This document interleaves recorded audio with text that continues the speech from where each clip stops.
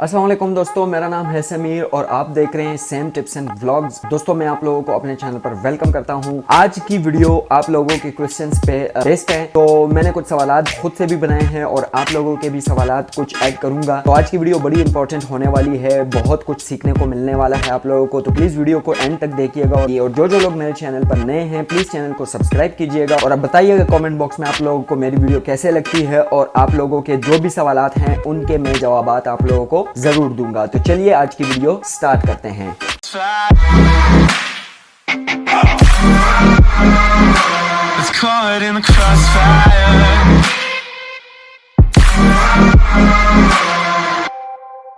तो एक्चुअली होता इस तरह है कि नॉर्मली जब आप इंटरव्यू दे देते हो तो उसके साल 1.5 साल बाद आपको जवाब आ जाता है। डिसीजन जो आपको स्टेट की तरफ से होता है वो आपको मिल जाता है। किसी भी सूरत हाल की वजह से फर्ज करो अगर आपको विद इन 2 ईयर्स 2 साल हो गए आपको कोई जवाब नहीं आया, तो आप फिर कर सकते हैं कि आप अपने सोशल असिस्टेंट के साथ बात करें, या जो आपके गवर्नमेंट लॉयर होते हैं, जो लॉयर होते हैं वो भी गवर्नमेंट की तरफ से आपको मिलते हैं। आप उनके साथ बात करके बता सकते हैं कि मुझे 2 साल हो गए, मेरा डिसीजन नहीं आया, तो वो स्टेट को एक लेटर लिखेंगे जिसमें वो पूछेंगे कि आपका जवाब अभी तक क्यों नहीं आया, और उसके बाद आपका जवाब लाजमी आएगा। तो अगर 2 साल के अंदर आपका जवाब नहीं आता तो आपको चाहिए कि आप अपने सोशल असिस्टेंट के साथ बात करें। नॉर्मली 2 साल के अंदर अंदर आपका जवाब आ जाता है। तो दोस्तों वो लोग जो इंटरव्यू दे देते हैं और उनका जवाब पॉजिटिव आता है तो उनको स्टेट की तरफ से परमिट बे मिलता है। बे बहुत कम लोगों को यहाँ पर मिलती है। एन आपके पास जब आप अंडर प्रोसीजर होते हैं, जब आपका जवाब नहीं आया होता तब आपके पास एन होता है। तो अगर आपको परमिट एफ मिलता है यानी इंटरव्यू आपका आ गया, बे नहीं है एफ है, तो एफ का मतलब यह है कि आपको यहाँ पर स्विस ने टेम्परेरी जो स्टे है वो दे दी है, क्योंकि स्विस आपको किसी भी वजह से आपके मुल्क में नहीं भेज सकते। तो इस वजह से स्विस आपको आपके मुल्क में नहीं भेजेगा, लेकिन वो आपको परमिट एफ देता है। और परमिट एफ का मतलब यही है कि स्विस आपको नेगेटिव देता है, लेकिन उन्होंने ह्यूमैनिटेरियन की वजह से आपको परमिट एफ दिया। परमिट एफ का जो टाइम होता है 1 साल होता है, एक साल बाद आप उसको रिन्यू करोगे परमिट एफ को। और परमिट एफ अगर आपके पास होगा तो आप यहाँ पर लीगली काम भी कर सकते हो, आप अपने लिए अपार्टमेंट भी ले सकते हो, कोई मसला नहीं है। लेकिन सिर्फ स्विट्जरलैंड के अंदर आपको हर चीज अलाउड है, आप स्विस से आउट नहीं जा सकते। और दोस्तों अगर आपकी उम्र अंडर एज है, अगर आप 18 साल से कम है, के साथ थोड़ा सा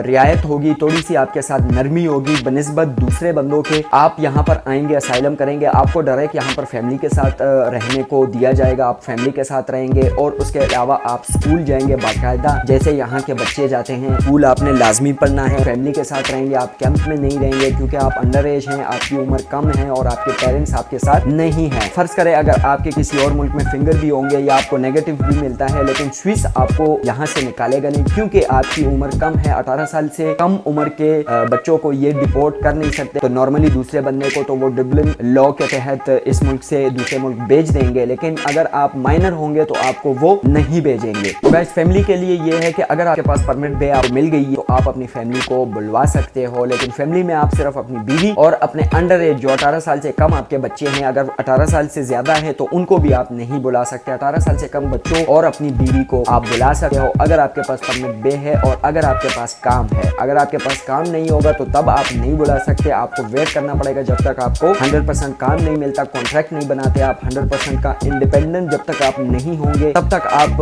अपनी फैमिली को नहीं बुला सकते। तो अगर आप यहाँ पर आते हैं, असाइलम करते हैं और आपको परमिट बे मिल जाता है बाई चांस, तो आपको वेट करना पड़ेगा जब तक आप काम ढूंढते हैं और उसके बाद आप अपनी फैमिली को यहाँ पर बुला सकते हैं। लेकिन ये उस सूरत में होता है अगर आपने पहले से डिक्लेयर नहीं किया होता। फर्ज करो आप यहाँ पर आते हैं और आप ऑलरेडी शादीशुदा हैं, मैरिड हैं, तो आप यहाँ पर जब आएंगे इंटरव्यू देंगे तो वो आपसे पूछेंगे आप मैरिड है यानी आप बताना हाँ मैं मैरिड हूँ, मेरे बच्चे हैं। तो अगर फर्ज करें फिर आपकी जो डिसीजन है अगर वो पॉजिटिव आता है और आपको परमिट बे मिलती है, तो फिर गवर्नमेंट आपकी जो फैमिली है उनको 6 महीने के अंदर अंदर स्विट्जरलैंड खुद अपने खर्चे पर बुला लेगी। और अगर फर्ज करें आपने इंटरव्यू से पहले यानी इंटरव्यू के दौरान आपने नहीं बोला कि मैं मैरिड हूँ, फर्ज करें आप मैरिड नहीं है और आपने बाद में शादी कर ली है, तो उस सूरत में फिर आपको काम ढूंढना पड़ेगा। जब आपको परमिट बे मिलेगी तो आप 100% काम ढूंढेंगे, उसके बाद आप अपनी फैमिली को बुलवा सकते हैं, वरना ऐसे नहीं बुला सकते। जो भी असाइलम सीकर हैं वो यहाँ पर मेडिकली इंश्योर्ड होते हैं। अगर आपको बहुत ज्यादा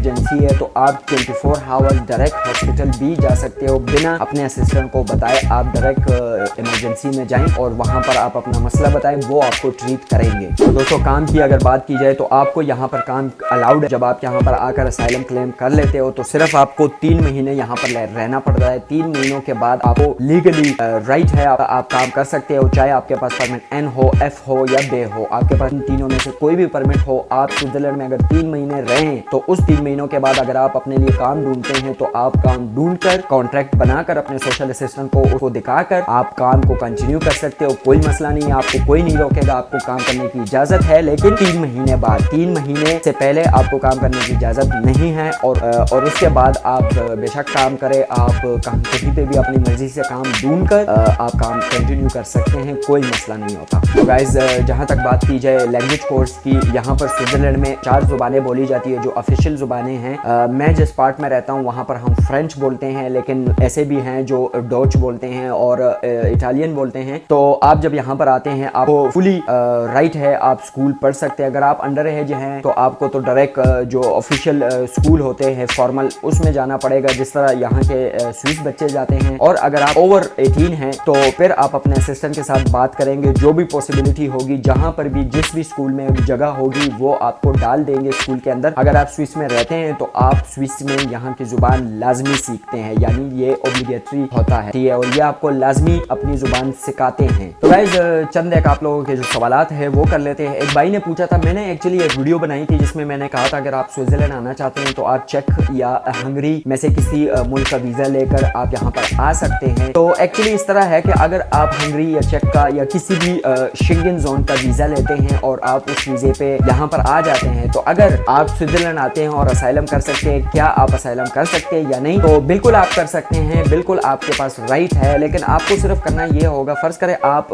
हंगरी या चेक स्लोवाकिया या जिस भी मुल्क में आप आ जाते हैं, आपको करना क्या होगा, अगर आप आ जाए हैं तो आपको 6 महीने किसी भी तरीके से 6 महीने आपने उस मुल्क में किसी भी तरीके से या किसी भी मुल्क में आपने रहना है विदाउट असाइलम एप्लीकेशन नहीं देंगे। तो 6 महीने जब आप गुजारेंगे उस मुल्क में या स्विस में या जर्मनी, इटली, जिधर भी, 6 महीने के बाद आप असाइलम कर सकते हैं, बेशक आप विजिट पे आए हो। क्योंकि अगर आप ऐसे उसी टाइम विजिट के लिए अप्लाई करते हैं तो आपके जो फिंगरप्रिंट है, अगर फर्ज करें आपने चेक या हंगरी का वीजा लिया है आपके मुल्क से, तो जब आप एम्बेसी जाएंगे तो एम्बेसी में आपके फिंगर होंगे, तो वो फिंगर आपके यहाँ पर निकल भी सकते हैं। तो लिहाजा आपने 6 महीने वेट करना होता है। 6 महीने के बाद जब आप असाइलम करते हैं तो उसमें इंशाल्लाह कोई मसला नहीं होगा। तो गाइस पर मंथ जो एक्सपेंसेस होते हैं यहाँ पर, अगर आप काम करते हैं और आप कितना आपको टैक्स देना पड़ता है गवर्नमेंट को, तो अगर आप यहाँ पर 100% काम कर रहे हैं तो आपको यहाँ पर जो टैक्स देना पड़ता है 10% आपको यहाँ पर दोबारा टैक्स देना पड़ता है। 450 समथिंग है जो आपको टैक्स देना होता है पर मंथ। तो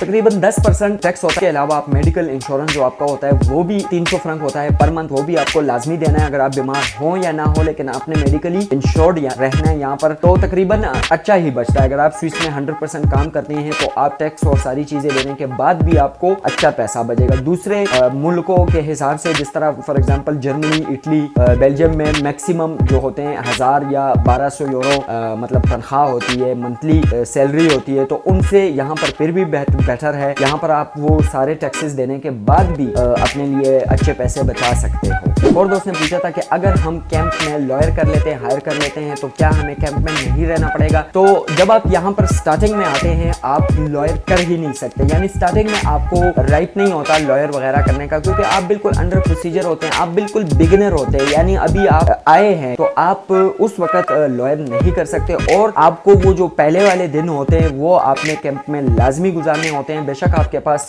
बहुत बड़ा लॉयर हो या बेशक आप लॉयर को अफोर्ड कर सकते हो, आपके पास पैसा है, आप लॉयर अफोर्ड कर सकते हैं, लेकिन उसके बावजूद भी आपने वो पहला जो भी प्रोसीजर है, जो भी प्रोसेस है शुरू के कैंपों में, वो आपने वहां पर लाजमी रहना है। और तो एक दो और दोस्तों ने पूछा था कि अगर एक दोस्त ने पुर्तगाल का और एक दूसरे दोस्त ने इटली का पासपोर्ट अगर हो और हम यहाँ पर आकर जॉब कर सकते हैं या नहीं, तो बिल्कुल कर सकते हैं। अगर आपके पास पुर्तगाल या इटली के रेजिडेंट परमिट है, आप स्विस में लीगली आ सकते हैं। मेरा एक दोस्त है वो बेरन में काम करता है, तो आप यहाँ पर आ सकते हैं और यहाँ पर आप अपने लिए अगर काम ढूंढते हैं, फर्ज करें आपने किसी जगह पर काम ढूंढ लिया और आप वो कॉन्ट्रैक्ट यहाँ पर इमिग्रेशन में देते हैं, तो आप यहाँ पर लीगली काम कर सकते हैं। आप स्विस में टैक्स दें और यहाँ पर रहकर पुर्तगाल के या इटली के कागज में बैठकर आप यहाँ पर काम करें और गवर्नमेंट को टैक्स दे सकते, कोई मसला नहीं है, आप यहाँ पर रह सकते हैं क्योंकि पूरे शेंगन जोन में आप ट्रैवल कर सकते हैं, रह सकते हैं, कोई मसला नहीं है। मैं यहाँ से जर्मनी जाऊँ, बेल्जियम जाऊँ, कहीं भी जाऊँ तो मुझे कोई मसला नहीं है। मैं वहाँ पर काम भी अपने लिए अगर ढूंढूं तो मैं कॉन्ट्रैक्ट करके उस मुल्क में टैक्स दूंगा और मैं वहाँ पर रहूंगा विदाउट एनी प्रॉब्लम। गाइस ये तो थी आज की वीडियो। उम्मीद करता हूँ आज की वीडियो आपको पसंद आई होगी। अगर वीडियो पसंद आई हो तो प्लीज चैनल को सब्सक्राइब कीजिएगा और बताइएगा कमेंट बॉक्स में आप लोगों को मेरी वीडियोस कैसे लगती हैं और आप लोगों ने क्या क्या मालूमात लेनी है, वो इंशाल्लाह मैं आप लोगों को जरूर दूंगा। तो मिलेंगे किसी और जगह किसी और नई वीडियो के साथ। आजकल क्वारंटाइन के दिन चल रहे, बाहर लोग ज्यादातर नहीं जा रहे, इसलिए घरों के अंदर ही वीडियोस बन रही है, लेकिन बहुत जल्द इंशाल्लाह उम्मीद करते हैं कि ये चीज खत्म हो जाएगी और उसके बाद अपने व्लॉग्स आना शुरू हो जाएंगे। तो आप लोगों के साथ मिलेंगे, अपना बहुत ख्याल रखिएगा और दुआओं में याद रखिएगा। इंशाल्लाह नई वीडियो में बहुत जल्द आप लोगों के साथ मिलेंगे। तब तक के लिए अपना और अपने दोस्तों का ख्याल रखिएगा। रब रखा।